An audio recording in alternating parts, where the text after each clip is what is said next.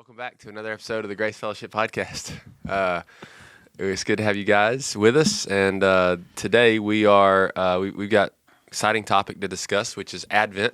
But before we get there, just want to say we are in the Christmas season. Thanksgiving has passed, and now it's like a rat race to Christmas, and then we'll be in a new year. So what all is going on right now that we need to know about? Anything, guys? Man, it's going to be a crazy season for a lot of your home groups. I know that. Like my home group, it's not even December yet, and we already had a Christmas party.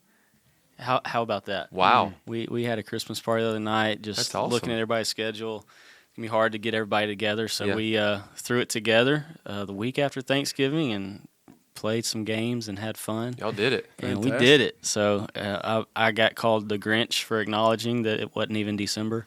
Right. And we were having a Christmas party, and My son I was will be like, right "No, there I with was." you. Yeah, What are we doing? His favorite time of year is Thanksgiving, and he's bitter that he gets swallowed up by Christmas. Mercy. Yeah. Yeah, he's bitter about it. But I was trying to is like what it show is. how in the spirit I was. Like, hey, we're Right. doing this, but Yeah. I got called Grinch anyway, so Yeah. that's fine. Yeah, that is a good point. The home group schedules are going to be kind of all over the place. We just give home group leaders a lot of autonomy during this time to plan home groups as they see fit. But and another the Advent sermon series through Yep. Ruth got it kicked off strong. Ryan did such a great Ryan job. did a fantastic Yep. job. while you were preaching at Hope was. Church on Sunday. Yeah, Hope Presbyterian up yeah. in the old church building that we used when we first got started. If you've been around Grace a while, we donated that to a new church plant when we left, and Steve Mays, the pastor there, needed a little trip to Mississippi to see his family, so I was glad to stand in and pinch hit. So man. glad Awesome. to do it. Another thing, church, that we got going on is we just had 2 new babies born. Yeah. So Everly Sadler, it's Trenton and Jennifer's little girl. She was born. Has it been a week or 5 days? It's been Week and a half. Oh, really? Almost 2 weeks. Yeah. Yeah, it was Flies, back when man. I was up in Richmond. So Yeah. So she's doing great. Just want to pray for them and maybe drop them a encouragement. And then last night, from what we understand, almost didn't make it to the hospital. Yeah. Cooper and Elizabeth Brannon had their third, Reed Evans Brannon. So super exciting.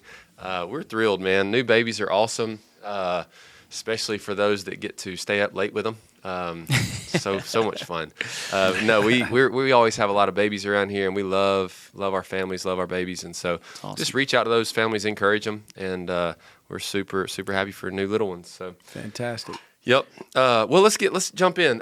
So we mentioned that it was it's Advent season or Christmas season, and we just thought today would be a good time to discuss Advent, and this might carry on for a lot of December, unless something else pops up for us to talk about. But one of the things that I know the people of Grace Fellowship, and the people of Grace Fellowship want to be intentional about how they celebrate things. They want to be intentional about how they lead their families and love their kids through holidays and stuff like that.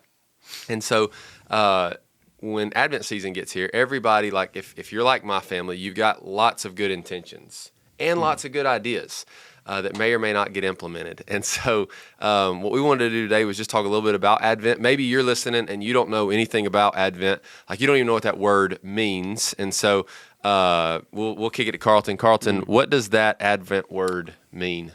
Waiting. So Okay. we're waiting on the coming of Christ. Yep. And Advent is traditionally in the Christian calendar. It is the season of the weeks leading up to the celebration of Christ's birth in December 25th.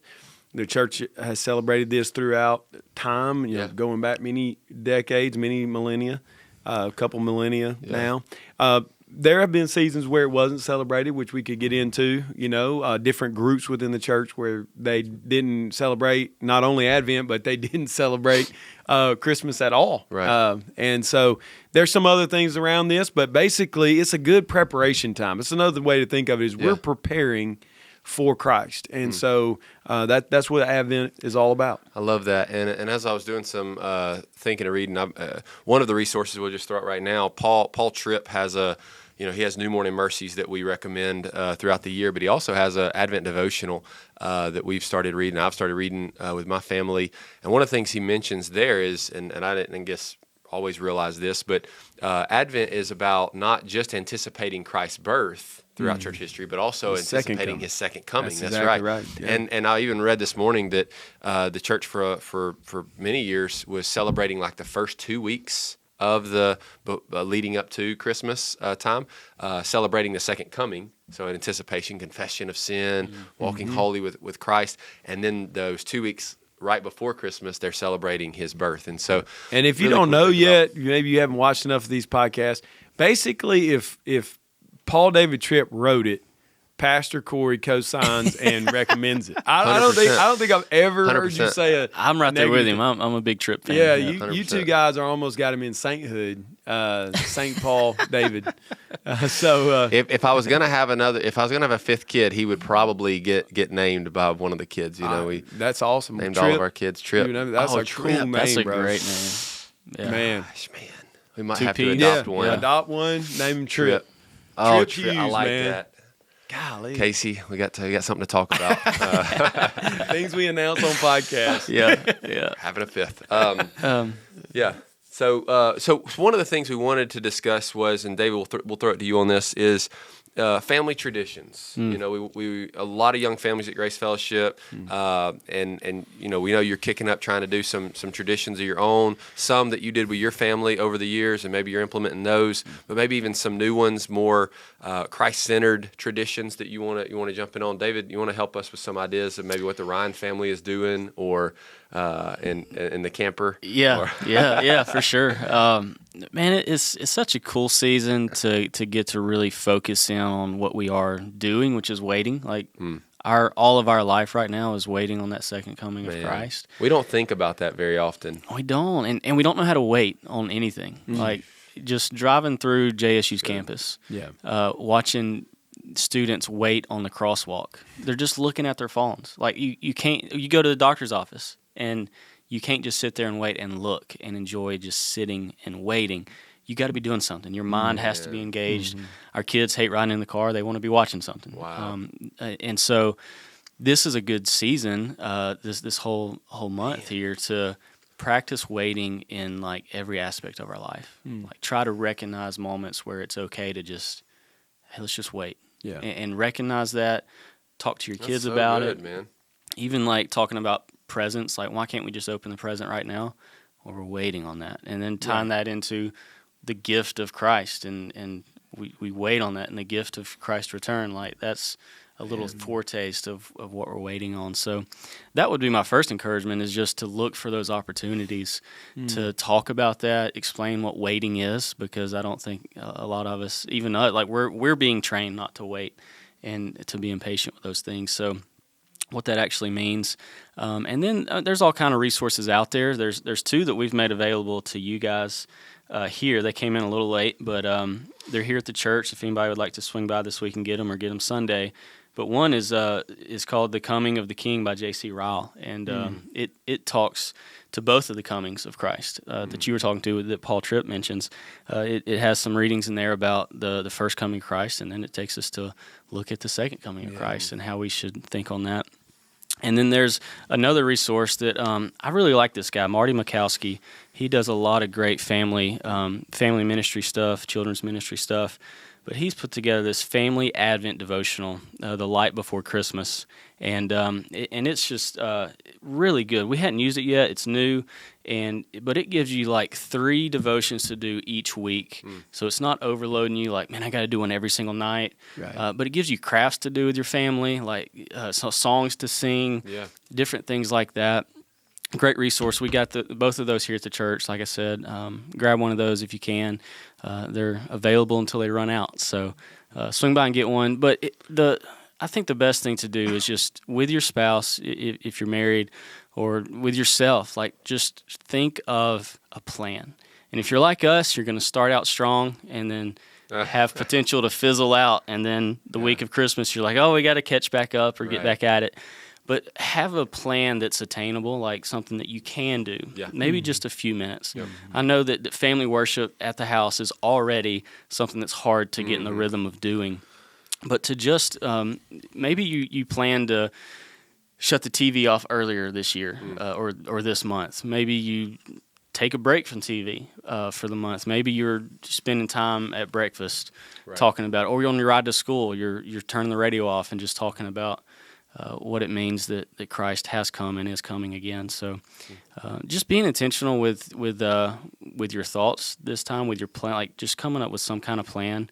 And if you kind of slow down in that or mess it up, that's all right. It's all right. But like get back at it and just keep pointing to Christ. I agree 100% with what David's saying, because there's two things. One, the people of God have always been waiting. Mm-hmm. That's one thing we all have to realize. And in the Old Covenant, the people were waiting for the Messiah from Eve all the way down. Yeah.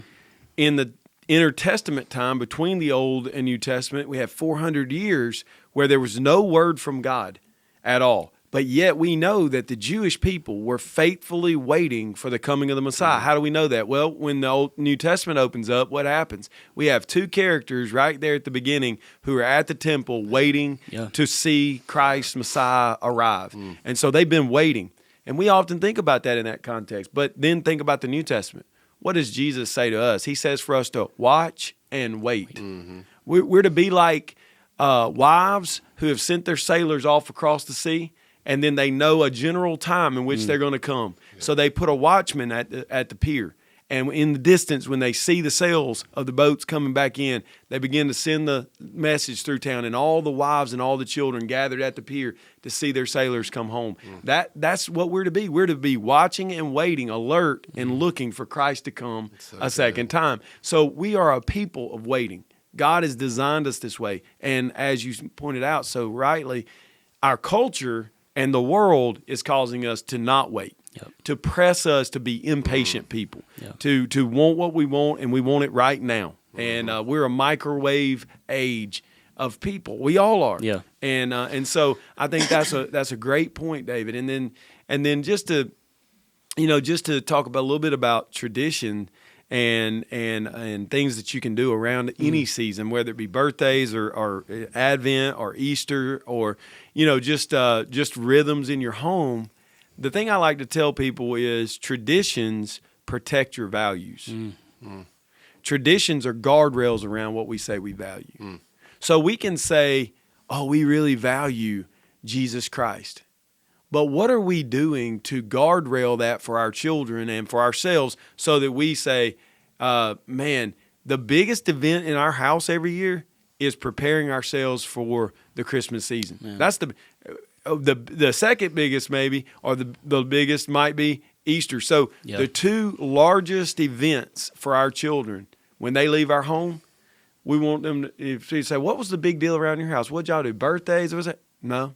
The biggest things in my house were, we got ready for Christmas, and man, we spent a lot of time doing devotions, singing, and talking about Jesus coming, and then the passion of the Lord. Yeah. And we gathered with our church, and we sang songs about it, and we mourned his death, and we celebrated his resurrection, and that's what we did around that season. And building that in our children, not just letting it happen, but teaching them, this is why we do it, children. We do this because this is the centerpiece of our year is around Christ. The two big events of Christ coming as a baby and going to the cross for our sins. These two things are what we memorialize more than anything in our lives. And so, I think that's what I would say about tradition is what you're doing is building guardrails around what you value. Yeah.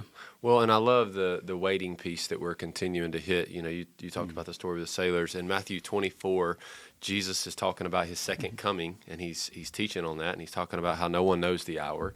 And then in Matthew 25, at the very beginning, this is what he says. He says, the kingdom of heaven will be like 10 virgins who took their lamps and went to meet the bridegroom. 5 of them were foolish, and 5 were wise. For when the foolish took their lamps, they took no oil with them. But the wise took flasks of oil with the lamps. As the bridegroom was delayed, they all became drowsy and slept. They didn't wait well, right? I mean, you talk about so much about waiting is the difference between the different generations of God's people is who waited well and who did not wait well, right? But at midnight there was a cry, here's the bridegroom, come out to meet him. Then all those virgins who rose and trimmed their lamps And the foolish said to the wise, give us some of your oil, for our lamps are going out. But the wise answered, saying, since there will not be enough for us and for you, go rather to the dealers and buy some for yourselves. And while they were going to buy, the bridegroom came, and those who were ready went in with him to the marriage feast, and the door was shut. Afterwards the other virgins came also, saying, Lord, Lord, open to us. But he answered, truly I say to you, I do not know you. Watch therefore, Jesus says, for you know neither the day nor the hour. Yeah. And so it's so good that idea of waiting and waiting well and teaching our kids to wait well. And man, I'm super thankful you brought that up. That's an easy one around the Hughes household to implement. I mean, at 5:30 this morning, 30 minutes before we normally get up, 5:30 this morning, I've got a 2-year-old going, Daddy, Daddy, Daddy, bye-bye, bye-bye, bye-bye, blippy, blippy. And I'm like, brother, we don't get up right now. Yeah. You're going to, no. When this alarm goes off, we will get up, but not right now. And he's upset. And so, like, that's something easy we can sow in, especially to young kids. Like, wait. Like, there's something about waiting that's so necessary for our faith. We're waiting on our Messiah. Yeah, and as Carlton mentioned, the people of God have been waiting ever since Eve. We're just waiting people. It's not just like we're waiting on the physical reality of Christ's return. That is, but like our souls are waiting. And we have to come to the conclusion that there's got to be some good happening in the waiting. God's working something out in us. And something's happening that is productive in our souls through this waiting. And I'm just sitting here talking, reminded of Psalm 130, where it says, I wait for the Lord, my soul waits, and in his word I hope. My soul waits for the Lord more than the watchman in the morning, more than the watchman in the morning, going off of what you pointed us to there. And just thinking of like what a watchman is. We don't have those anymore. We have Ring doorbells that do all the watching for us and they just give us an alert if something's going on. But, I mean, just watchmen were like straining all night long to see if there was any dangers or anything coming. And like, do we anticipate the return of Christ in that way? Are our souls longing for that? The consummation of us being with our Savior. Are we watching for that in a tireless, like a way that is just like, man, we're like, I can't wait. Like yesterday, I was driving home with the kids from the church, and it's like 4:00 and the sun's setting, and it's like, what's going on here? So, but it's just a beautiful drive, watching that sunset, especially coming off the bypass. And the sky was just immaculate. It was just beautiful. And I was just thinking, like, well, what if you saw that? Like, what would the reaction be? If you had the where you could see something coming and you're like, this is it. This is, and I was just wondering, like, is that the position of my heart thinking of the return of Christ? To be like, it's finally here. And like thinking of the disciples when they're like, hey, this is the one we've been waiting on. And just, I don't know. I know I've talked about Narnia before, but like that's such a good movie to when they see Aslan, it's like, that's the one. Like, is that where our mind is, like looking towards Christ? Is that where our soul is waiting through our dark seasons? I know Christmas is hard for a lot of people. It brings up just a lot of despair, a lot of hurt. That also should drive us to our waiting, like our soul longing for Christ to make all things new. And I think we're tempted, by this waiting idea, to get impatient with God. And just to kind of tie some things together, we talked about Ryan and his sermon. We think about in the book of Ruth, they're in this process of waiting for a promise from God, and they're waiting as people. But then trials came.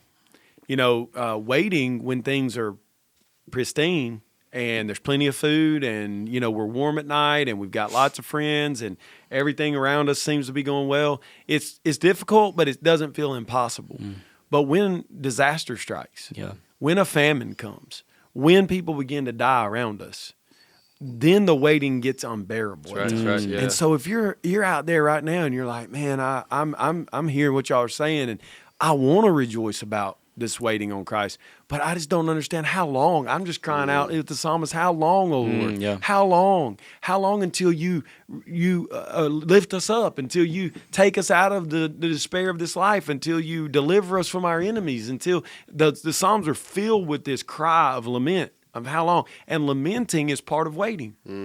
Lamenting is part of waiting. Naomi is an example of someone who belongs to the Lord, and she's of the covenant people, and they've made bad decisions because they got impatient in their waiting for God. Sure. But we shouldn't look at her and be like, well, she just, she wasn't faithful. That's the bottom line. No, she's an example of who we are. Mm-hmm.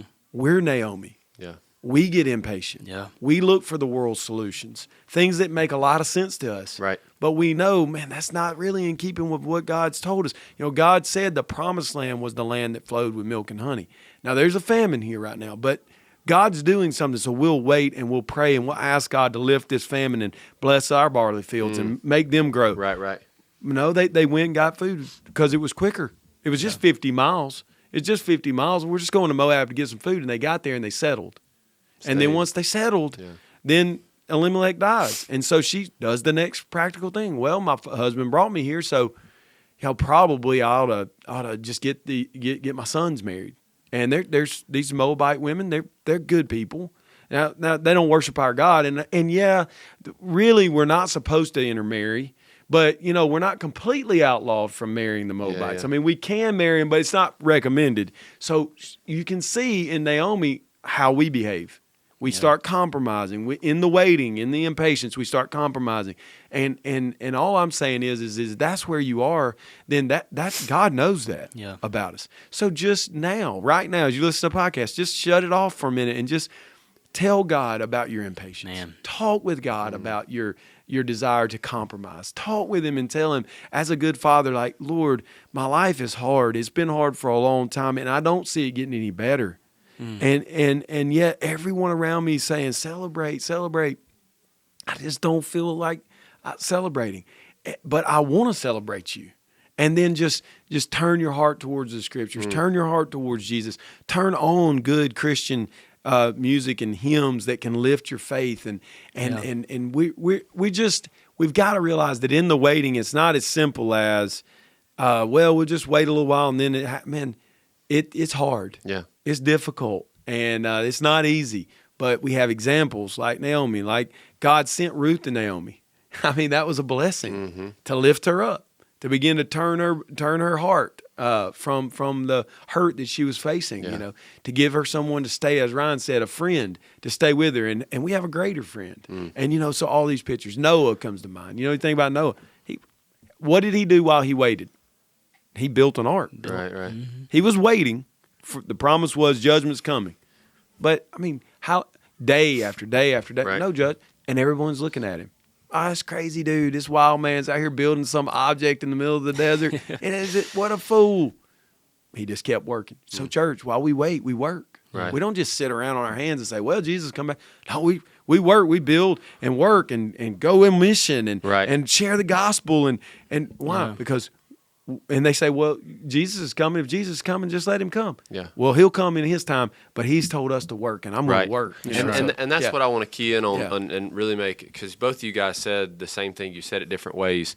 David, you said, you talked about productivity and how waiting doesn't seem very productive at times. And so oftentimes we're like, well, do I want to be productive or do I want to wait on the Lord? Well, and what you're saying is the Lord's working and it actually is producing something great in our waiting. It's just not what we would see, right? Like we're told, like it's beyond, the kingdom is more about what you can see and touch. The kingdom is by faith. And so it's what's beyond our sight. And so that waiting is working and producing something magnificent. But just to be very specific about what you're talking about, because some people might be like, what does it mean to wait? Yeah. I don't understand. You were getting to it there at the end when you were saying the Lord has told us what to be about. That's right. While we wait, right? Yeah. Matthew 28, go now and make disciples. Seek first the kingdom, Matthew 6. So be about God's people. Right. Be about God's work as you wait. And don't get so caught up in Babylon, if you will. Like we are in a foreign land. We are pilgrims on a journey home. And there are business that we have to to do. But don't get sucked into the business and the play and the pleasure becoming your life, or you will find yourself not waiting. You'll find yourself not journeying home. And so I think we can all get sucked into that. Like, I mean, you say this, and we're talking about Advent, and I just think like how much even in my life as our kids grow and things get so busy, we just get derailed all the time, man. And so that's one thing Sunday's about and home group's about, is like reorienting our minds and hearts on a very regular basis. So going, get back on the rails, because there's nothing out here in Moab for us, right? Like what is there is awaiting us, and so we must be waiting. Yeah. I'm just thinking about my kids and how many times I've failed in not being helpful in their waiting, or I might tell them, just I'm doing something, you go play, I'll be there in a minute, and I'm trying, like, I'm just focused on what I'm doing, but they're over there waiting, and I may never go to that, and we may never get to playing that day. We might run out of time, and it hits me at night when I lay down on the bed, like, oh man, I told him to go, and I would be there in a minute, and I didn't make it there. And we are going to fail in those ways as fathers to our children, mothers, friends, whatever. But that's not the Christ that has told us He's coming back. Right. He's not going to forget. Like, He finishes His book to us, saying, "And I will return." And then John wraps that up with, "Well, come, please come." Right. And so we're not saying don't look forward to that, or that we're just going to wait forever. Like, there is hope that is a reality, like a hope that is anchored in truth. Like, Christ is coming back. He has made that clear to us, and we look forward to that. And, that can help us, where hopefully next time I'm telling my kids, Bennett and Sanders want to play and we're doing something and I'm focused on a task, I can maybe make this an opportunity to teach them about Christ coming and say, I need you to wait just a minute and then do my thing. And I go and I show up and I'm like, hey, I'm here. Hey, this is kind of like Christ tells us that we have to wait a little bit until He comes. And then He comes. And He is going to come. Just like I tried to come to you now and show you that. It's good. So. Yeah, the wonderful thing is He is away from us, but He's near to us. Man. We're waiting for Him to come physically. But He said, I will not leave you as orphans in this world, but I will come to you. And He gave us the Holy Spirit. And Paul says that's a down payment, man. When you're tempted to think, no, I don't know if Jesus is going to come again, you remember the power of God that resides in you. It's good. And in church, like, rise up with that, not in a overly triumphal kind of thing, but like rise up in the sense that, like, man, this suffering may go on for another 50 years. I may never get delivered from the pain of this life. That's right. But I have a deliverer. Yeah. And He's coming. And He's giving me His Spirit to sustain me in this suffering. That's so good. Because eternity is greater than this suffering. Right. These sufferings I'm having right now that feel so overwhelming to me and so defeating to me, Christ defeated them, gave me a Spirit, and He's coming, and I'm going to be with Him. And when I'm with Him and I look back, He's going to wipe the last tear away of that suffering. Yeah. And then forevermore, I'm going to feast in the house of Zion. I'm going to eat the meal of victory with Jesus forevermore. I mean, that's our hope. That's how we wait. Even those that aren't suffering, that are just blessed with many gifts. Yeah. How are you using those gifts in your waiting? Yeah. Like that's Christmas season, right? We're just giving gifts. We want to receive gifts. If God's blessed you with gifts, like He tells us, like, don't neglect the grace that God's given you in that. Like, share that grace, those gifts with all those. So use those gifts as you wait. So as we close up this podcast, real quick, you guys shared kind of what y'all are doing. Did you share? I don't think I got into it. So that's something Lydia and I, we're a few days from December 1st, right? We're already in the Advent season started. Our plan is to go through this Marty Mikowski family devotion. I took it home last night, and crazy night. We didn't even get to talk about it, but that's our plan. We're going to take that, walk through it. It gives, like I said, some great songs to sing as a family. Yeah. Some prayers in there, some crafts to do. What we've done in the past, we have these Advent paper ornaments, and it has a number on, like 1 to 25 number on one side. And then on the back side of that, it has a scripture that has to do with, whether a prophecy of Christ or a fulfillment of the prophecy. Right. And each day we'll try to take, like I said, we sometimes are playing catch up, having to throw a bunch in together because we'll miss. But in decorating our tree, we'll make that a month-long activity where we'll just every day try to hang one of those ornaments, read that scripture, talk about it. It can be 30, 45 seconds or 5 minutes talking about it, maybe singing a song while we're doing it. That's stuff we try to do. Like I said, we're not batting 1,000 on those things. But it's just trying to, instill that as, like, we want our kids when we start decorating the tree to go, hey, where are the Advent cards? Like, we got to do that, and making sure that's part of the rhythm. So we do that same thing with the little ornaments. So we've got the Advent ornaments, and we actually ours go along with the Jesus Storybook Bible. Yeah. So we started that this morning. The first ornament is a picture of the world. And so we open the Jesus Storybook Bible and talk about how God made the world and how this points us to Christ, right? It was all made for Christ. This is Christ's story that we're living in, and it's his whole thing. And so we talked about this morning, that devotional. The second thing we do, and we started doing this either last year or the year before, I can't remember.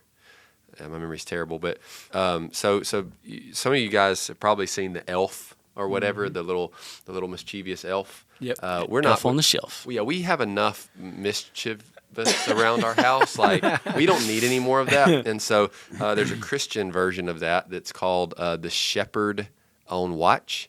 And so Nice. I don't know if you guys heard of this, but it's basically a shepherd who shows up different places every morning, and he is on his journey looking for the Savior. He's looking for Jesus. Really cool. And so it has neat cards. I think I can give you the name of that if you ask me for it. But basically, he's looking for Jesus, and every day it just kind of builds anticipation. Where is Jesus? Great. Where is Jesus? And so there's an activity or something simple to go. We won't start that till Thursday because I think it's like a December 1st thing. Yeah. But there's two things we do. Carlton, what about your house? We've always done Advent devotions, and so we do that regularly starting December 1st. We'll be going through the same one Dave and his family, and hopefully more in the church will do this year. But there's many of those. And then we just have a lot of, simple traditions, I guess you might say. Like we always bake cookies and give them to our neighbors during this season. We've fed the homeless during this season. We've done many different activities in a sense. Nothing every single year, I would say, but constantly trying to point our children toward Christ and toward giving of themselves. And so those are two things. Whether when they were little, we did 3 presents. Everybody got only 3 presents. And so Christmas morning, they got 3 gifts. And those 3 gifts parallel for us 3 types of gifts that the Magi brought to Christ. And so we would always tell that part of the story on Christmas morning or leading up to Christmas morning. Now, I know the kids out there are like, please don't start that tradition. I did not mean the only thing they got was 3 things. A lot of dads out there going, that's genius, Carlton. So there were 3 gifts that morning specific. But they got other gifts from other people and tons of stuff. So those are just small things, small ways that we've tried to, through the years, be consistent. Sweet. Yep. Well, however you're celebrating this Advent season, maybe share that with us. If you got some unique ideas, text David, text myself, text Carlton. Those ideas, stuff you are doing, we might share those next week on the podcast for ideas for others. We might even implement some of them. One of the things we want to do, church, is find out how are we all doing this, and as we gather these ideas, maybe even create a resource next year for and put it out in November or something for all of our church to think through a lot of different ideas that our people do. And so we'd love to hear what you're doing. And thanks for listening, and see you next time on Grace Fellowship Podcast.